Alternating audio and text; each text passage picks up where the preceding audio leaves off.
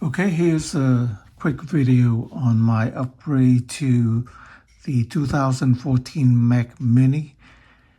I can only upgrade the OS to Monterey, but they still support it. So I added a 1 TB SSD from Neatech. This is about $50. And in order to install the SSD, you need to buy an adapter card that plugs into the Mac Mini. I'm going to show that in a minute. And you just have to flip it open and open up the computer. And the adapter that comes with it has these screwdrivers so you can unscrew the screws. And the SSD is about $50. The adapter card is about $7. And I got them from eBay.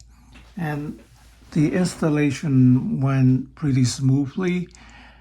I thought it would be much more difficult on some of the videos that I saw on YouTube. They mentioned you can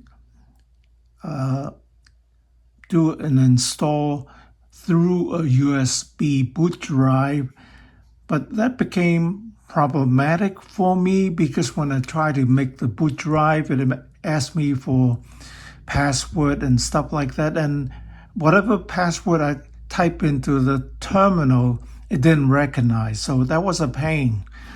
And instead of using a USB installer boot drive, I ended up just use Command R to put the computer in the recovery mode, and I was able to format the SSD and then select that as a boot drive.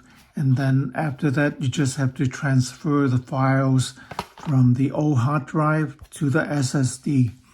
And then everything went very smoothly, and the computer is working very well now.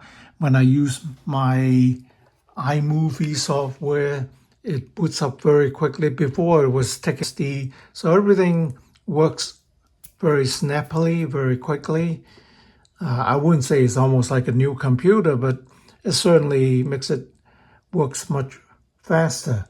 So I just want you to know that it can be done, and even if you're not very computer savvy, you can do it. You don't have to do a USB boot drive, and you can just use Command R when you turn off the computer. When you turn it back on, press Command and R, hold it while it's booting up, and it will go into a recovery mode, and it asks you whether you want to reinstall the iOS, or rather the Mac OS onto your computer. And you just tell them, you just follow the information on there, and then it will work out.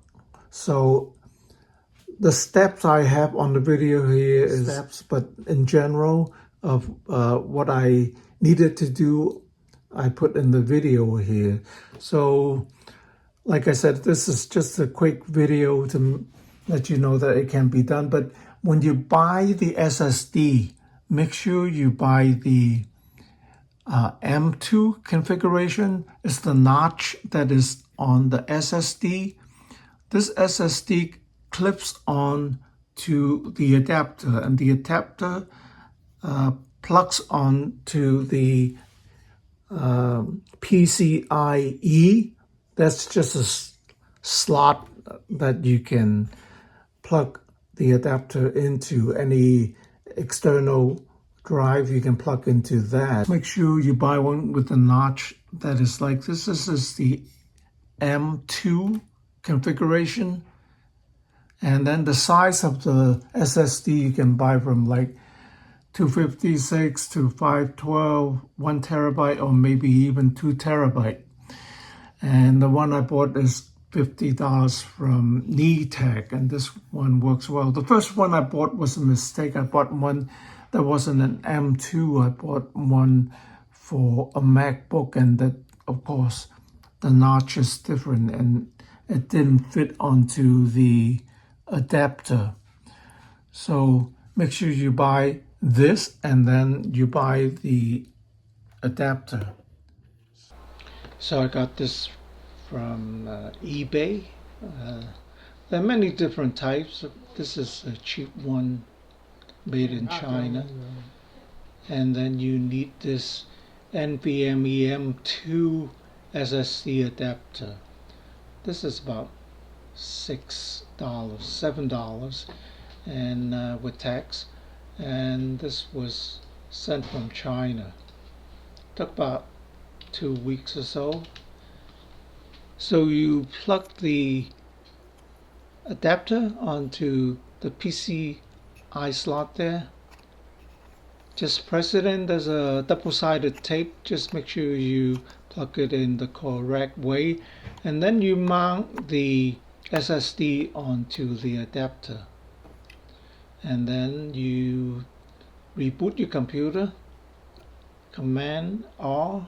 And then it'll go into recovery mode, and then you just follow the instruction and install the drive,